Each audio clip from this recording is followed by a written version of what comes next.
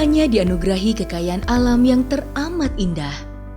Keberagaman dalam hidup beragama melengkapi betapa indahnya hidup di bumi Nusantara. Ini dibuktikan dari banyaknya daerah di Indonesia yang saling menjunjung tinggi arti kehidupan yang harmoni dan toleran dalam membangun hubungan antar umat beragama.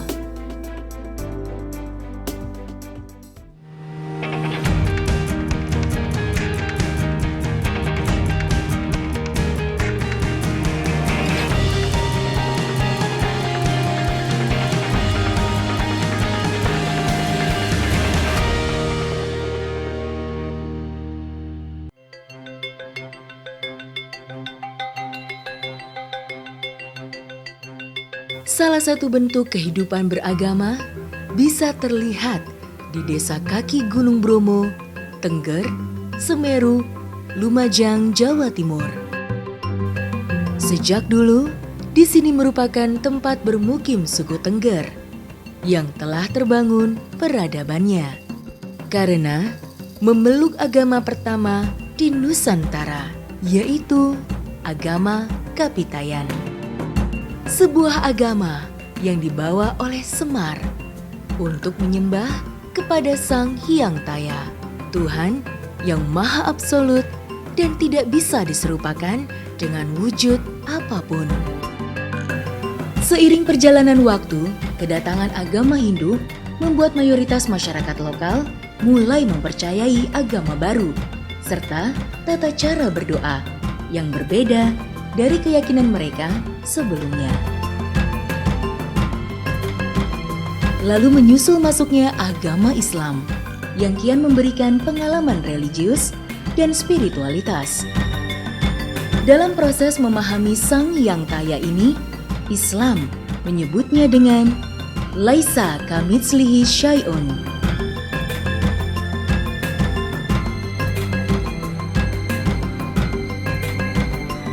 Dari proses perubahan agama inilah terbangun peradaban Islam di Nusantara dengan karakter toleransi antar sesama umat beragama.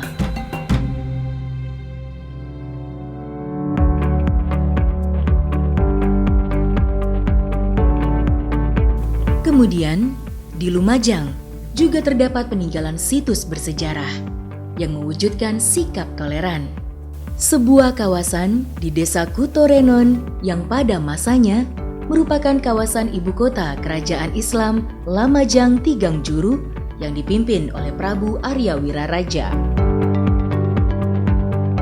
Di sini terdapat kompleks makam Muslim Arya Wiraraja yang selalu diziarahi masyarakat Muslim dan masyarakat Hindu yang mayoritas dari Bali. Ya, pertama ada situs makam. Karena kalau Arya Wiraraja itu orang Hindu, dia ketika meninggal akan dibakar dan abunya ditebarkan di laut. Faktanya dia ada makamnya, dimakamkan. Yang kedua, keluarga-keluarga dari Arya Pinati yang ada di Bali, itu mereka menganggap Arya Wiraraja adalah keturunan mereka dan mereka rajin ziarah ke makam Arya Wiraraja di Biting, Kutorenon, Lumajang itu. Artinya masih ada keturunan yang meyakini bahwa leluhur mereka adalah Arya Wiraraja yang ada makamnya. Keturunan Arya Wiraraja klan Pinati inilah yang selalu mengunjungi makam Arya Wiraraja, Wangbang Pinati di Lumajang. Maka tampaklah kedua pemeluk agama ini menjaga toleransinya.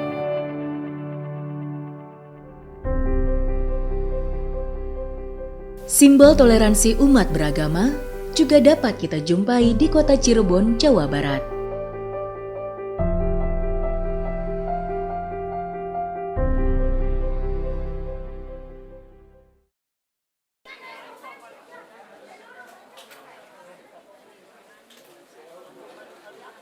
Berdampingan dengan pintu bagi peziarah Muslim, terdapat sebuah pintu khusus di Kompleks Makam Sunan Gunung Jati sebagai wujud toleransi antara agama Islam dengan Konghucu.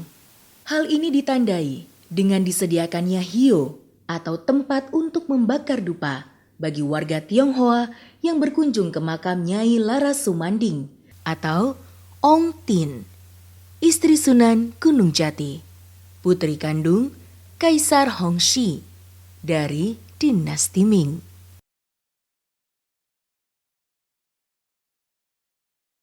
Di sini, umat Muslim memberi toleransi kepada warga Tionghoa yang berdoa sesuai dengan cara dan keyakinannya.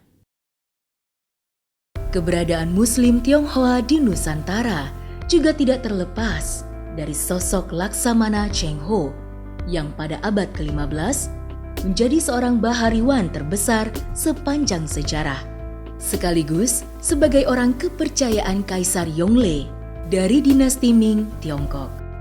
Cheng Ho yang beragama Islam kala itu sedang melakukan ekspedisi dengan mengunjungi Asia dan Afrika. Jejak kehadiran Cheng Ho di Indonesia juga tersimpan di Kelenteng Sampukong, Semarang, berupa patung-patung yang menjadi tempat persinggahan pertamanya di Nusantara. Uniknya, meski Cheng Ho merupakan seorang Muslim, ia juga dihormati orang-orang Tionghoa non-Muslim yang memujanya sebagai sosok dewa.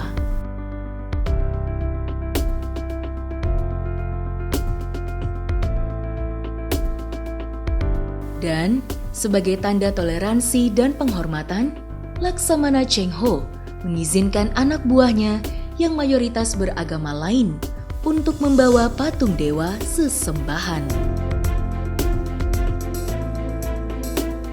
Sebagai bukti petilasan Muslim Tionghoa di Tanah Jawa, keberadaan Kelenteng Sampukong tidak sendiri. Kelenteng Talang menjadi satu bukti lainnya. Kelenteng yang berada di Cirebon, Jawa Barat, didirikan oleh komunitas Muslim di era Laksamana Cheng Ho.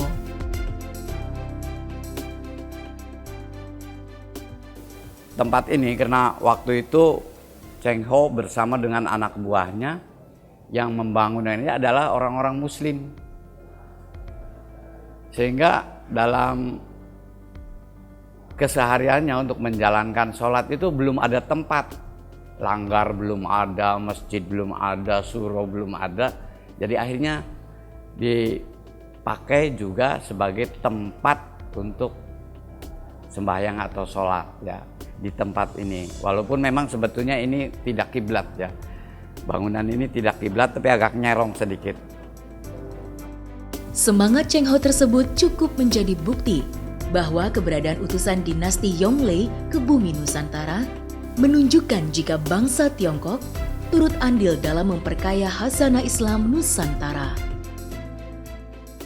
Oleh karena di sini dulu ada komunal Hindu yang mana sangat menghormati hewan sapi, maka beliau ini menganjurkan masyarakat untuk tidak menyakiti hati mereka. Dengan cara apa? Menganjurkan untuk tidak menyembelih sapi.